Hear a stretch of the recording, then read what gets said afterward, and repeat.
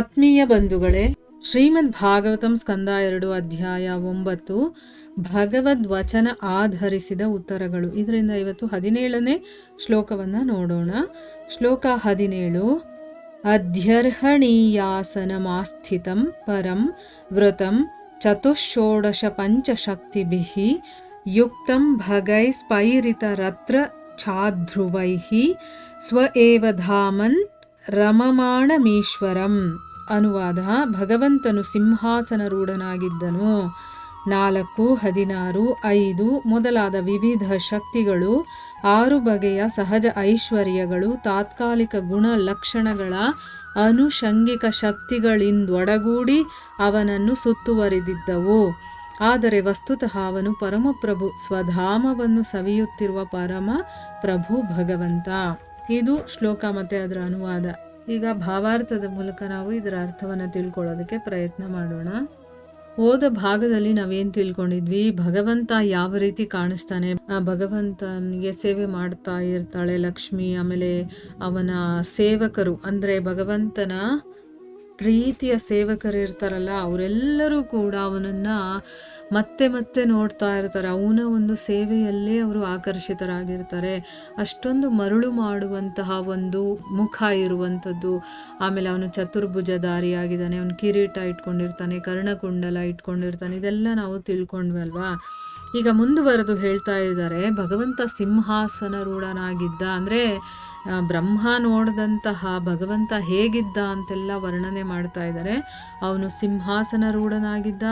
ಮತ್ತು 4, 16, 5 ಮೊದಲಾದ ವಿವಿಧ ಶಕ್ತಿಗಳು, ಭಗವಂತನೇ ಸೃಷ್ಟಿ ಮಾಡಿರುವಂಥ ಬೇಕಾದಷ್ಟು ಶಕ್ತಿಗಳಿದೆಯಲ್ಲ, ಅದರಿಂದ ಅವನು ಸೇವಿತನಾಗಿದ್ದಾನೆ. ಅಂದರೆ ಅವನ ಸುತ್ತಮುತ್ತ ಈ ಶಕ್ತಿಗಳೆಲ್ಲ ಇದ್ದು ಅವನಿಗೆ ಸೇವೆ ಮಾಡ್ತಾ ಇದೆ ಅಂತಂದ್ಬಿಟ್ಟು ಇಲ್ಲಿ ಏನು 4, 16, 5 ಅಂತ ಮುಂದೆ ಗುರುಗಳು ಭಾವಾರ್ಥದಲ್ಲಿ ಎಕ್ಸ್ಪ್ಲೇನ್ ಮಾಡಿದ್ದಾರೆ. ಆಗ ನಮ್ಗೆ ಅರ್ಥ ಆಗುತ್ತದೆ ಏನು ಅಂತಂದ್ಬಿಟ್ಟು.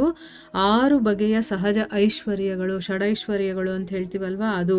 ಇನ್ನು ಬೇರೆ ಐಹಿಕ ಶಕ್ತಿಗಳನ್ನು, ಅಂದರೆ ತಾತ್ಕಾಲಿಕವಾಗಿರತ್ತಲ್ಲ, ಆ ಒಂದು ಗುಣ ಶಕ್ತಿಗಳಿಂದ ಕೂಡ ಅವನು ಸುತ್ತುವರೆದಿದ್ದ. ಅಂದರೆ ಇದೆಲ್ಲ ಅವನ ಸೇವೆಗೆ ನಿರತರಾಗಿದ್ದಾರೆ. ಆದರೆ ವಸ್ತುತಃ ಅವನು ಪರಮಪ್ರಭು ಆಗಿದ್ದಾನೆ. ಸ್ವಧಾಮವನ್ನು ಸವಿತಾ ಇರುವಂತಹ ಪರಮಪ್ರಭು ಭಗವಂತ. ಅವನು ತನ್ನ ಧಾಮದಲ್ಲಿ ಇದನ್ನೆಲ್ಲ ಕೂತ್ಕೊಂಡು ಅವನು ಎಂಜಾಯ್ ಮಾಡ್ತಾ ಇದ್ದಾನೆ. ಅವರೆಲ್ಲ ಸೇರಿಕೊಂಡು ಭಗವಂತನನ್ನು ಸುತ್ತುವರೆದು ಅವನ ಸೇವೆಯನ್ನು ಮಾಡ್ತಾ ಇದ್ದಾರೆ ಅನ್ನೋದು ಇದರ ಅರ್ಥ. ಈಗ ಭಾವಾರ್ಥದಲ್ಲಿ ಗುರುಗಳೇನು ಹೇಳಿದ್ದಾರೆ ಅಂತ ನೋಡೋಣ. ಭಗವಂತನು ಸಹಜವಾಗಿಯೇ ಷಡೈಶ್ವರ್ಯ ಸಂಪನ್ನನು. ವಿಶೇಷವಾಗಿ ಅವನು ಅತ್ಯಂತ ಶ್ರೀಮಂತನು. ಅವನು ಅತ್ಯಂತ ಶಕ್ತಿಶಾಲಿಯು, ಅತ್ಯಂತ ಪ್ರಸಿದ್ಧನು, ಸರ್ವಾಂಗ ಸುಂದರನು, ಜ್ಞಾನದಲ್ಲಿ ಮಹಾಮೇಧಾವಿಯೂ ಆಗಿದ್ದಾನೆ. ಜೊತೆಗೆ ಅವನು ಪರಮ ವಿರಕ್ತನು. ನೋಡಿ, ಇದು ತುಂಬ ಇಂಪಾರ್ಟೆಂಟ್ ಆಗಿರುವಂಥ ಭಗವಂತನಲ್ಲಿರುವಂಥ ವಿಶೇಷವಾದ ಗುಣಗಳನ್ನು ಹೇಳ್ತಾ ಇದ್ದಾರೆ. ಷಡೈಶ್ವರ್ಯ ಅಂತಂದರೆ 6 ಐಶ್ವರ್ಯಗಳು ಸಂಪೂರ್ಣವಾಗಿ ಇರುವಂಥವನು ಅಂತ ಅರ್ಥ. ಈಗ ನಮ್ಮಲ್ಲಿ ಐಹಿಕ ಪ್ರಪಂಚದಲ್ಲಿ ಯಾರಿಗಾದರೂ ಈ 6 ಐಶ್ವರ್ಯಗಳಲ್ಲಿ ಯಾವುದಾದ್ರೂ ಒಂದು ಹೆಚ್ಚಿಗೆ ಹೇರಳವಾಗಿರುತ್ತೆ, ಆಯಿತಾ? ಆದರೆ ಎಲ್ಲನೂ ಇರೋದಕ್ಕೆ ಸಾಧ್ಯ ಇಲ್ಲ. ಎಲ್ಲ ಸ್ವಲ್ಪ ಇದ್ದರೂ ಇರುತ್ತೆ ಕೆಲವರಲ್ಲಿ. ಆದರೆ ಭಗವಂತನಿಗೆ ಕಂಪ್ಲೀಟ್ ಆಗಿರುತ್ತೆ. ಅಷ್ಟೇ ಅಲ್ಲ, ಅವನು ಅದು ಆ ಷಡೈಶ್ವರ್ಯಗಳು ಯಾವ್ಯಾವುದು, ಅವನು ಅತ್ಯಂತ ಶ್ರೀಮಂತನಾಗಿರೋನು, ಶಕ್ತಿಶಾಲಿಯಾಗಿರೋನು, ಮತ್ತು ಪ್ರಸಿದ್ಧನಾಗಿರೋನು. ಈಗ ನೋಡಿ, ಈ ಪ್ರಪಂಚದಲ್ಲಿ ಕೆಲವರು ಪ್ರಸಿದ್ಧರಾಗಿರ್ತಾರೆ, ತುಂಬಾ ಪ್ರಸಿದ್ಧರಾಗಿರ್ತಾರೆ. ಇಡೀ ವಿಶ್ವಕ್ಕೆ ಅವರು ಯಾರು ಅಂತ ಗೊತ್ತಿರುತ್ತೆ. ಆದರೆ ಎಲ್ಲ ಮೂಲೆನಲ್ಲೂ ಅವರು ಪ್ರಸಿದ್ಧಿ ಪಡೆಯೋದಕ್ಕೆ ಸಾಧ್ಯ ಇಲ್ಲ. ಮತ್ತು ಅದೊಂದು ಮಾತ್ರ ಗುಣ ಇರುತ್ತೆ ಅವರಲ್ಲಿ, ಇನ್ನು ಬೇರೆ ಗುಣಗಳಿರೋದಿಲ್ಲ. ಅವ್ರು ನೋಡೋದಕ್ಕೆ ಸುಂದರವಾಗಿರೋದಿಲ್ಲ. ಆದರೆ ಭಗವಂತ ಹಾಗಲ್ಲ. ಅವನು ಪ್ರಸಿದ್ಧ ಮತ್ತು ಸರ್ವಾಂಗ ಸುಂದರನಾಗಿರ್ತಾನೆ, ಜ್ಞಾನದಲ್ಲಿ ಮೇಧಾವಿಯಾಗಿರ್ತಾನೆ. ಇಷ್ಟೆಲ್ಲ ಇದ್ದರೂ ಕೂಡ ಅದರಲ್ಲಿ ಅಟ್ಯಾಚ್ಮೆಂಟ್ ಇರೋದಿಲ್ಲ. ಅವನು ಪರಮ ವಿರಕ್ತನಾಗಿರ್ತಾನೆ, ವೈರಾಗಿ ಕೂಡ ಅವನು. ಇದು ಇಂಪಾರ್ಟೆಂಟ್ ಆಗಿರೋದು. ನಮಗೇನಾದರೂ ಸ್ವಲ್ಪ ಏನಾದರೂ ನಮ್ಮಲ್ಲಿ ವಿಶೇಷತೆ ಇದ್ಬಿಡ್ತು ಅಂತಂದರೆ ನಮಗೆ ಅಹಂಕಾರ ಅನ್ನೋದು ಬಂದ್ಬಿಡುತ್ತೆ. ಆಮೇಲೆ ಅದರಲ್ಲಿ ಅಟ್ಯಾಚ್ಮೆಂಟ್ ಅನ್ನೋದು ಬಂದ್ಬಿಡುತ್ತೆ. ನಾವು ವಿರಕ್ತರಾಗಿರ್ತೀವ? ಇಲ್ಲ. ಇದು ನಮಗೂ ಮತ್ತು ಭಗವಂತನಿಗಿರುವಂಥ ಡಿಫ್ರೆನ್ಸು. ಮತ್ತು ಅವನು ತನ್ನ ಐಹಿಕ ಸೃಷ್ಟಿಶಕ್ತಿಗಳಿಗಾಗಿ 4 ತತ್ವಗಳಿಂದ, ಅಂದರೆ ಪ್ರಕೃತಿ, ಪುರುಷ, ಮಹತ್ತತ್ವ ಮತ್ತು ಅಹಂಗಳಿಂದ ಸೇವಿತನು.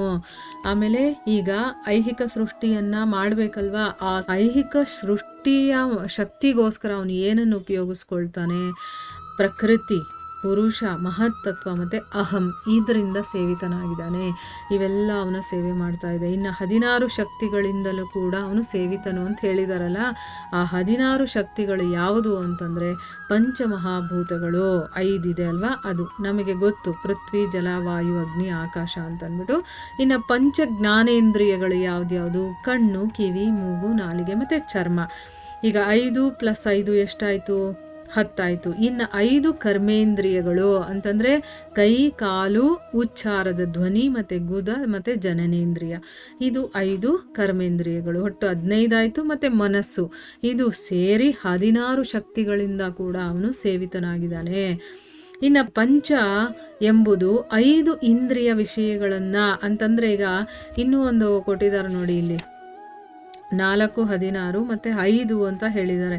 ಈ 5 ಅಂತಂದರೆ ಏನು ಅಂತಂದರೆ, ಈಗ ನಮಗೆ 5 ಇಂದ್ರಿಯಗಳಿದೆಯಲ್ಲ, ಅದಕ್ಕೆ ಸಂಬಂಧಪಟ್ಟಂತಹ ವಿಷಯಗಳು ಅಂತಂದರೆ ಇಂದ್ರಿಯ ವಿಷಯಗಳು ಅಂತ ಹೇಳ್ತೀವಿ.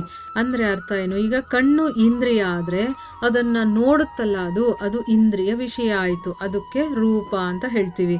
ಇನ್ನು ನಾಲಿಗೆ ಇಂದ್ರಿಯ ಆದರೆ ಅದನ್ನು ಸವಿಯುವಂಥ ಒಂದು ಗುಣ ಇದೆಯಲ್ಲ, ಅದು ಇಂದ್ರಿಯ ವಿಷಯ ಆಯಿತು, ಅದು ರಸ. ಹೀಗೆ ಯಾವ್ದ್ಯಾವುದು ರೂಪ, ರಸ, ಗಂಧ, ಶಬ್ದ ಮತ್ತು ಸ್ಪರ್ಶ ಇದನ್ನು ಒಳಗೊಂಡಿರುತ್ತೆ ಅಂತ ಈ 5 ಶಕ್ತಿಗಳು ಅಂತಂದರೆ ಅದು.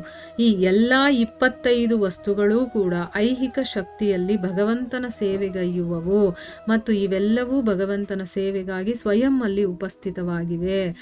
ಅಂದರೆ ಈಗ 25 ಯಾವುದು ಅಂತ ನಮಗೆ ಗೊತ್ತಾಯಿತು. ಇದೆಲ್ಲ ಭಗವಂತನ ಸೇವೆಗೋಸ್ಕರ ಇರುತ್ತೆ. ಮತ್ತಲ್ಲಿ ಸೇವೆಗೋಸ್ಕರ ಸ್ವಯಂ ಅಲ್ಲೇ ಇರ್ತಾರೆ. ಭಗವಂತ ಏನು ಹೇಳ್ತಾನೋ ತಕ್ಷಣ ಆ ಕೆಲಸ ಮಾಡೋದಕ್ಕೆ ಅವರು ರೆಡಿಯಾಗಿ ಅಲ್ಲಿ ಉಪಸ್ಥಿತರಾಗಿರ್ತಾರೆ. 8 ಅಲ್ಪ ಐಶ್ವರ್ಯಗಳು ಕೂಡ ಅವನ ನಿಯಂತ್ರಣದಲ್ಲಿವೆ.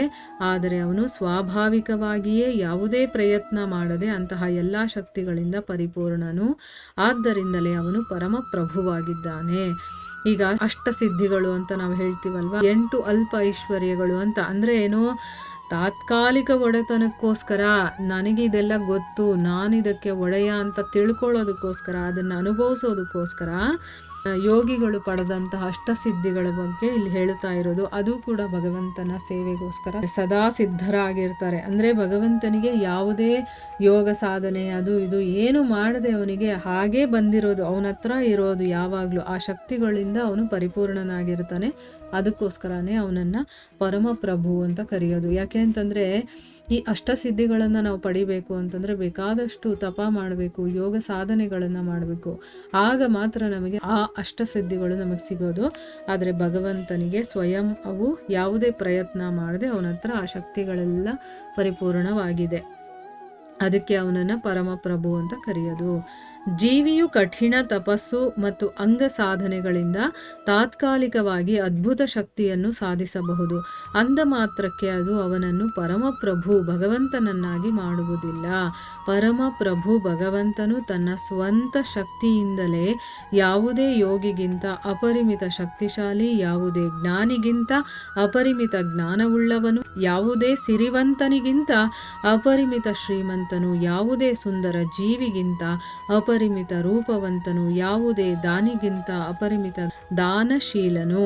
ಅವನು ಎಲ್ಲರಿಗೂ ಮೇಲಿನವನು, ಯಾರೊಬ್ಬರೂ ಅವನಿಗೆ ಸರಿಸಮಾನರಲ್ಲ ಅಥವಾ ಅವನಿಗಿಂತ ದೊಡ್ಡವರಲ್ಲ. ಅಥವಾ ಎಷ್ಟೇ ತಪಸ್ಸು ಅಥವಾ ಎಷ್ಟೇ ಯೋಗ ಪ್ರದರ್ಶನ ಮಾಡಿಯೂ ಮೇಲಿನ ಯಾವುದೇ ಶಕ್ತಿಯಲ್ಲಿ ಯಾರೊಬ್ಬರೂ ಅವನ ಮಟ್ಟದ ಪರಿಪೂರ್ಣತೆಯನ್ನು ತಲುಪಲಾರರು. ಈಗ ಒಬ್ಬ ಜೀವಿ ಆಗಿರುವಂಥವನು ಬಹಳಷ್ಟು ತಪಸ್ಸು ಮಾಡಬೇಕಾಗಿರುತ್ತೆ ಅಥವಾ ಅಂಗ ಸಾಧನೆಗಳನ್ನು ಮಾಡಬೇಕು. ಆಗ ನಮಗೆ ಈ ಒಂದು ತಾತ್ಕಾಲಿಕವಾದಂತಹ ಅದ್ಭುತ ಶಕ್ತಿ ನಮಗೆ ಸಿದ್ಧಿಯಾಗತ್ತೆ, ಆಯಿತಾ. ಇದು ಏನು ತಾತ್ಕಾಲಿಕವಾಗಿರುವಂಥದ್ದು ಅಂದರೆ ನಮ್ಮ ಈ ಜೀವ ಇರೋವರೆಗೂ ಇರುತ್ತೆ, ಈ ಶರೀರದಲ್ಲಿ ನಾವು ಇರುವವರೆಗೂ ಮಾತ್ರ ಇರುತ್ತೆ, ಆಮೇಲೆ ಅದು ಹೋಯ್ತು ಅಲ್ವಾ. ಅದಕ್ಕೆ ತಾತ್ಕಾಲಿಕ. ಆದರೆ ಈ ಐಹಿಕ ಜಗತ್ತಿಗೆ ಅದು ಅದ್ಭುತ ಶಕ್ತಿ ಅಲ್ವಾ. ಈಗ ಗಾಳಿಯಲ್ಲಿ ತೇಲಾಡ್ತಾರೆ ಅಂದರೆ ಸ್ವಲ್ಪ ಭೂಮಿ ಮಟ್ಟದಿಂದ ಮೇಲಕ್ಕೆ ಅವರು ಕೂತಿರೋ ಥರ ಕಾಣಿಸ್ತಾರೆ ನೋಡಿ ಯೋಗಿಗಳು. ಅದು ಅಷ್ಟಸಿದ್ಧಿಗಳಲ್ಲಿ ಒಂದು. ಮತ್ತು ಅವರು ಇರೋದಕ್ಕಿಂತ ಸಣ್ಣ ಆಗಿಬಿಡೋದು, ದೊಡ್ಡದಾಗೋದು. ಈಗ ಹನುಮಂತನನ್ನು ನೆನಪಿಸ್ಕೊಂಡ್ರೆ ನಮ್ಗೆ ಇದೆಲ್ಲ ಗೊತ್ತಾಗುತ್ತೆ. ಹನುಮಂತ ಚಿಕ್ಕದಾಗ್ಬಿಡ್ತಾನೆ, ಬೇಕಾದ್ರೆ ದೊಡ್ಡದಾಗ್ತಾನೆ, ಅದೆಲ್ಲ ಮಾಡ್ತಾರಲ್ಲ, ಅದು ಅಷ್ಟಸಿದ್ಧಿಗಳು. ಅದು ಯೋಗಿಗಳು ಕೆಲವೊಂದು ಸಾಧನೆಗಳನ್ನು ಮಾಡಿ ಅದನ್ನು ಪಡ್ಕೊಳ್ತಾರೆ. ಅಂದರೆ ಅದನ್ನು ಪಡ್ಕೊಂಡಿದ್ದ ತಕ್ಷಣ ಅವರನ್ನು ನಾವು ಭಗವಂತ ಅಂತ ನಾವು ಅಂದ್ಕೊಳ್ಳೋದಕ್ಕಾಗಲ್ಲ, ಮತ್ತು ಭಗವಂತ ಆಗೋದಕ್ಕೂ ಸಾಧ್ಯ ಇಲ್ಲ ಅಲ್ವಾ. ಯಾಕೆ ಅಂತಂದರೆ ಭಗವಂತ ಇದನ್ನೆಲ್ಲ ಸಾಧನೆ ಮಾಡಿ ಪಡ್ಕೊಂಡಿಲ್ಲ, ಅವನಿಗೆ ಸ್ವಯಂ ಆ ಶಕ್ತಿಗಳು ಅವನಲ್ಲಿ ಇದೆ ಆಯಿತಾ. ಆದರೆ ಅದು ಹೇಗಿದೆ ಅಂತಂದರೆ ಯೋಗಿಗಳಿಗಿಂತನೂ ಕೂಡ ಅಪರಿಮಿತವಾದಂತಹ ಶಕ್ತಿ ಇರುವಂಥದ್ದು, ಶಕ್ತಿಶಾಲಿಯಾಗಿರ್ತಾನೆ ಭಗವಂತ. ಆಮೇಲೆ ಈ ಪ್ರಪಂಚದಲ್ಲೇ ನೀವು ಯಾರನ್ನ ಅತ್ಯುನ್ನತ ಜ್ಞಾನಿ ಅಂತ ತಿಳ್ಕೊಂಡಿರ್ತೀರೋ, ಅವನಷ್ಟು ಜ್ಞಾನಿ ಇನ್ಯಾರೂ ಇಲ್ಲಪ್ಪ ಅಂತ ತಿಳ್ಕೊಂಡಿರ್ತೀರೋ, ಆ ಜ್ಞಾನಿಗಿಂತ ಅಪರಿಮಿತ ಜ್ಞಾನ ಇರುವಂಥವನು ಭಗವಂತ. ಆಮೇಲೆ ಈ ಒಂದು ಪ್ರಪಂಚದಲ್ಲೇ ಸಾಹುಕಾರ ಅಂತ ಇಟ್ಕೊಳ್ಳಿ, ದೇವತೆಗಳ ಲೆಕ್ಕಾಚಾರವನ್ನು ತಗೊಂಡಾಗ ಕುಬೇರ ಅತ್ಯಂತ ಶ್ರೀಮಂತ ಅಲ್ವಾ. ಆದರೆ ಭಗವಂತ ಎಲ್ಲರಿಗಿಂತನೂ ಶ್ರೀಮಂತ, ಅವನು ಅಪರಿಮಿತ ಶ್ರೀಮಂತಿಕೆ ಇರುವಂಥವನು. ಆಮೇಲೆ ಪ್ರಪಂಚದಲ್ಲೇ ಅತಿ ಸುಂದರವಾಗಿರುವಂಥ ಜೀವಿ ಯಾರೇ ಆಗಿರಬಹುದು, ಆ ಜೀವಿಗಿಂತ ಅಪರಿಮಿತವಾದಂಥ ರೂಪ ಇರುವವನು ಭಗವಂತ. ಈ ಪ್ರಪಂಚದಲ್ಲಿ ಯಾರು ಅತ್ಯುನ್ನತವಾದಂಥ ದಾನಿ ಆಗಿರ್ತಾನೋ ಅವನಿಗಿಂತ ಅಪರಿಮಿತ ದಾನಿ ಭಗವಂತ. ಈ ರೀತಿ ಅವನು ಎಲ್ಲರಿಗಿಂತ ಮೇಲಾಗಿರ್ತಾನೆ, ಎಲ್ಲರಿಗಿಂತ ಉನ್ನತ ಸ್ಥಾನದಲ್ಲಿರ್ತಾನೆ. ಯಾರೂ ಅವನಿಗೆ ಸರಿಸಮಾನ ಆಗೋದಕ್ಕೆ ಸಾಧ್ಯನೇ ಇಲ್ಲ, ಮತ್ತು ಅವನಿಗಿಂತ ದೊಡ್ಡವರಂತೂ ಮೊದಲೇ ಇರೋದಕ್ಕೆ ಸಾಧ್ಯ ಇಲ್ಲ. ಮತ್ತು ಎಷ್ಟೇ ನಾವು ತಪಸ್ ಮಾಡಿಬಿಡ್ಲಿ, ಯೋಗ ಸಾಧನೆಗಳನ್ನಾದರೂ ಮಾಡಲಿ, ಏನಾದರೂ ಮಾಡಿಬಿಡ್ಲಿ, ಆದರೆ ಭಗವಂತನ ಮಟ್ಟ ಇದೆಯಲ್ಲ, ಆ ಪರಿಪೂರ್ಣತೆ ಮಟ್ಟ ಇದೆಯಲ್ಲ, ಅಲ್ಲಿಗೆ ತಲುಪೋದಕ್ಕೆ ನಮಗಂತೂ ಸಾಧ್ಯನೇ ಇಲ್ಲ, ಯಾರಿಗೂ ಸಾಧ್ಯ ಇಲ್ಲ ಭಗವಂತನ ಒಂದು ಮಟ್ಟಕ್ಕೆ ತಲುಪೋದಕ್ಕೆ ಅಂತಂದ್ಬಿಟ್ಟು ಇಲ್ಲಿ ಹೇಳ್ತಾ ಇದ್ದಾರೆ. ಯೋಗಿಗಳು ಅವನ ಕರುಣಾವಲಂಬಿಗಳು. ಅವನು ತನ್ನ ಅಪಾರ ಕರುಣೆಯಿಂದ ಯೋಗಿಗಳಿಗೆ ಕೆಲವು ತಾತ್ಕಾಲಿಕ ಶಕ್ತಿಗಳನ್ನು ನೀಡಬಹುದು, ಏಕೆಂದರೆ ಯೋಗಿಗಳು ಅವುಗಳಿಗಾಗಿ ಹಂಬಲಿಸುತ್ತಿರುತ್ತಾರೆ. ನೋಡಿ, ಈಗ ಭಗವಂತ ಕರುಣೆಯಿಂದ ತುಂಬಿರೋನು ಕೂಡ, ಅವನಷ್ಟು ಕರುಣಾಮಯಿ ಯಾರೂ ಇಲ್ಲ. ಯೋಗಿಗಳು ಸಾಧನೆ ಮಾಡಿದ ತಕ್ಷಣ ಅವರಿಗೆ ಆ ಶಕ್ತಿಗಳು ಬಂದ್ಬಿಡಬೇಕು ಅಂತಲ್ಲ, ಆದರೆ ಭಗವಂತ ಅವ್ರ ಮೇಲೆ ಕರುಣೆ ತೋರಿಸಿ ಅವರಿಗೆ ಆ ಶಕ್ತಿಗಳನ್ನು ಕೊಡ್ತಾನೆ, ಅವರು ಅದನ್ನು ಅನುಭವಿಸ್ಲಿ ಅಂತಂದ್ಬಿಟ್ಟು. ಯಾಕೆ ಅಂತಂದರೆ ಅವರು ಹಂಬಲಿಸ್ತಾ ಇರ್ತಾರೆ ಅದಕ್ಕೋಸ್ಕರ. ಈಗ ಭಗವಂತನೇ ನಮ್ಮನ್ನೆಲ್ಲ ಸೃಷ್ಟಿ ಮಾಡಿರೋದು, ನಾವೆಲ್ಲ ಅವನ ಮಕ್ಕಳು, ನಾವೇನು ಬಯಸ್ತೀವೋ ಅದನ್ನು ಕೊಡ್ತಾನವನು, ಅದಕ್ಕೋಸ್ಕರ ಸಾಧನೆಗಳನ್ನು ಮಾಡ್ತೀವಿ ನಾವು ಅಲ್ವಾ. ಆದರೆ ಭಗವಂತ ಅವ್ರಿಗೆ ಯಾಕೆ ಕೊಡ್ತಾನೆ? ಕರುಣೆ ಇರೋದ್ರಿಂದ. ಅವರು ಅಷ್ಟೊಂದು ಇಷ್ಟಪಡ್ತಾ ಇದ್ದಾರೆ, ಹೋಗಲಿ ಬಿಡು, ಅವರು ಅದನ್ನು ಅನುಭವಿಸ್ಲಿ ಅಂತಂದ್ಬಿಟ್ಟು ಆ ಶಕ್ತಿಗಳನ್ನು ಅವನು ಕೊಡ್ತಾನೆ ಹೊರತು ಅದು ತಾತ್ಕಾಲಿಕವಾಗಿ ಆ ಶಕ್ತಿಗಳು ಅವ್ರ ಹತ್ರ ಇರತ್ತೆ. ಅವರು ಹಂಬಲ ಪಟ್ಟಿದ್ದಕ್ಕೋಸ್ಕರ ಕೊಡೋದು ಅದನ್ನು, ಆಯಿತಾ.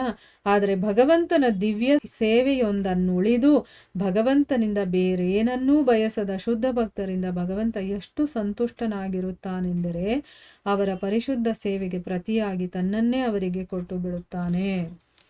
ಇಲ್ಲಿ ಯೋಗಿಗಳು ಅವ್ರು ಏನೋ ಒಂದು ಇಚ್ಛೆ ಪಡ್ತಾರೆ, ನನಗಿದು ಬೇಕು ಅಷ್ಟಸಿದ್ಧಿಗಳು ಅಂತ, ಅದಕ್ಕೋಸ್ಕರ ಅವ್ರಿಗೆ ಕೊಡ್ತಾನೆ. ಆದರೆ ಯಾರು ನಿಸ್ವಾರ್ಥ ಭಾವದಿಂದ ತಮ್ಮಲ್ಲಿ ಯಾವುದೇ ರೀತಿಯ ಆಸೆ ಆಕಾಂಕ್ಷೆಗಳೇ ಇರೋದಿಲ್ಲ, ಭಗವಂತನಿಗೆ ಸೇವೆ ಮಾಡೋದೇ ನಮ್ಮ ಆಸೆ ಅಂತ ಇಟ್ಕೊಂಡು ಅದರಿಂದನೇ ಸಂತುಷ್ಟರಾಗಿ ಭಗವಂತನಿಗೆ ಸೇವೆ ಮಾಡ್ಕೊಂಡಿರ್ತಾರಲ್ಲ, ಅಂಥವ್ರನ್ನ ನೋಡಿದ್ರೆ, ಅಂಥ ಭಗವಂತನ ಭಕ್ತರು ಇರ್ತಾರಲ್ಲ, ಶುದ್ಧ ಭಕ್ತರು ಅಂತೀವಿ ಅವರನ್ನು, ಅಂಥ ಶುದ್ಧ ಭಕ್ತರನ್ನು ನೋಡಿದ್ರೆ ಭಗವಂತನಿಗೆ ಅಪಾರವಾದಂಥ ಪ್ರೀತಿ. ಅದಕ್ಕೆ ಅವ್ರಿಗೆ ಏನು ಕೊಡ್ತಾನೆ, ಅವ್ರು ಏನು ಕೇಳೋದು ಇಲ್ಲ, ಅವನ ಸೇವೆ ಮಾಡ್ಕೊಂಡು ಖುಷಿಯಾಗಿರ್ತಾರೆ.